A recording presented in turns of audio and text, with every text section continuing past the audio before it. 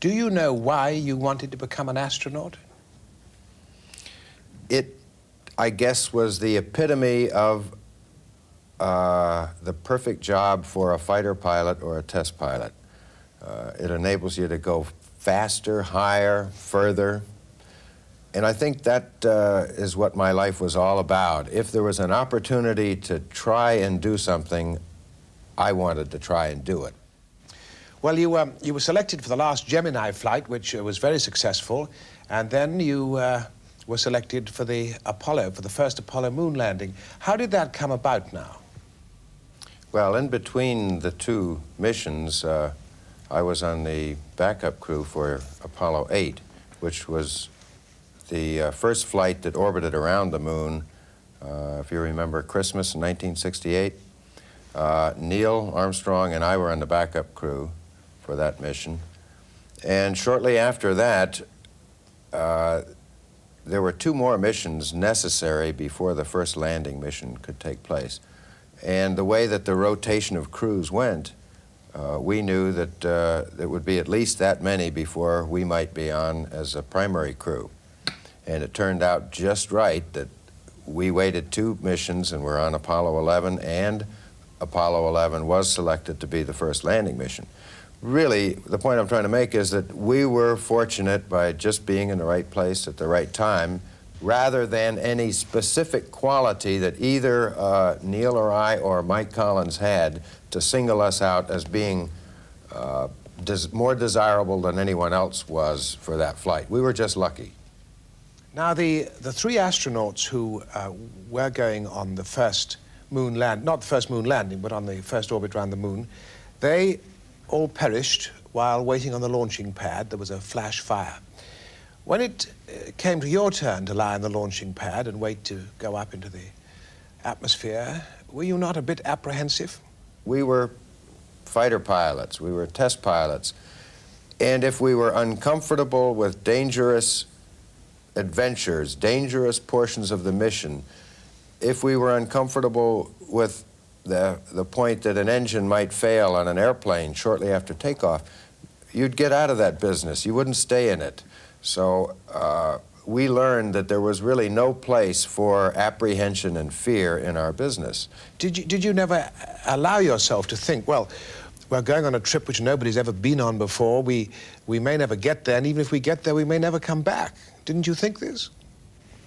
Well, it's rather hard to recall exactly what was going through your mind at a lot of times, but I do remember some time when we were on the surface of the moon, and I think actually when we were outside, the sort of nebulous thought coming to me that here were two people obviously further away from home in terms of the necessary things that were required to get them back home. Two people further away from home than two people have ever been before, but they're probably more human beings watching and paying attention to our very movements right this moment than any people have been before. And that's sort of an unusual... You were aware of that, were you, at the time? I certainly was, yes. I was quite aware throughout the entire mission that we were on center stage to a degree, that we were being watched. And I think both of us were conscious of the extraordinary responsibility that was on our shoulders to carry out the mission correctly and to make sure that if there were things that would prevent us from successfully completing the mission, that they would not be things that would be our fault in case they went wrong. And when you were walking about on the moon, when you took those first hesitant steps, was anything different to what you expected it would be? It was very unusual the way the dust would not cloud and would go out, radiate around, and then hit the ground. It had not occurred to me, nor to other people, I guess, that it would be difficult to tell when we were standing perfectly upright. It was also very clear to see, looking out toward the horizon, that we were not on a flat, level terrain. No one could ever make a statement that the moon is flat the way that people thought that the Earth was flat. It was very obvious that it curved away. I was a little surprised when, in the midst of our initial activities on the surface, Houston Control Center called and told us to stand by for a minute, that the president wanted to talk to us on the phone. And, but it struck me as a little bit unusual that we would stop doing what we were doing to have a conversation with the president. And then when you saw the Earth as this small blue ball miles and miles away, did you have any new thoughts about it? I don't think so. We had kept in our minds for many years that we might one time in our lives be in this situation.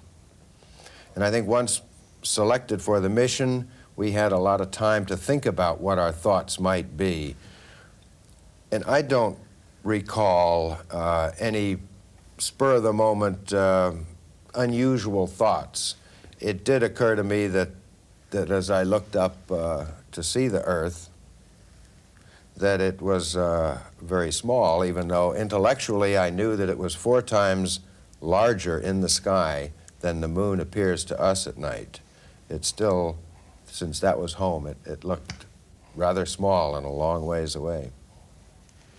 Well, you all got back to a terrific welcome on Earth, and then the president sent you off in his plane to go around, I think, something like 45 days in 26 countries in 45 days.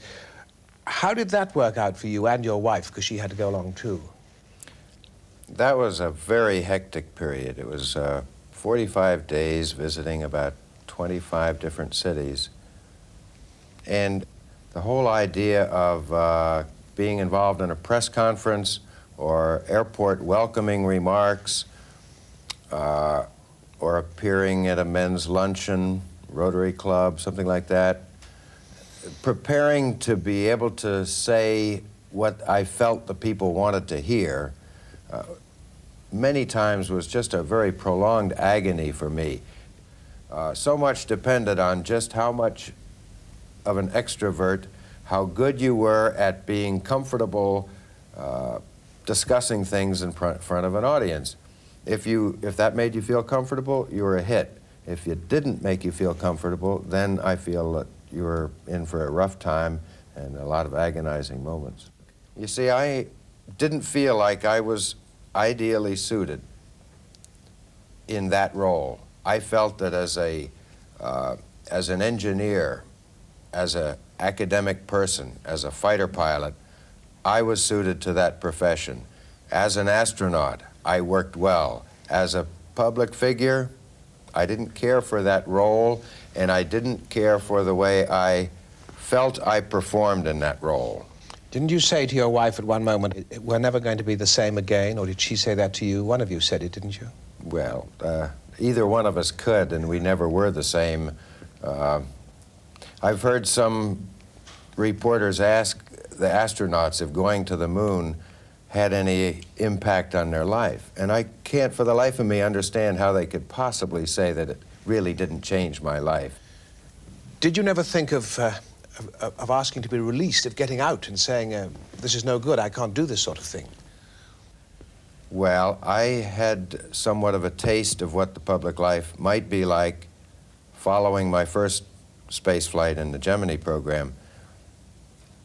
And I had vague thoughts that if I had the choice, I would just as soon go on the second lunar landing flight rather than the first.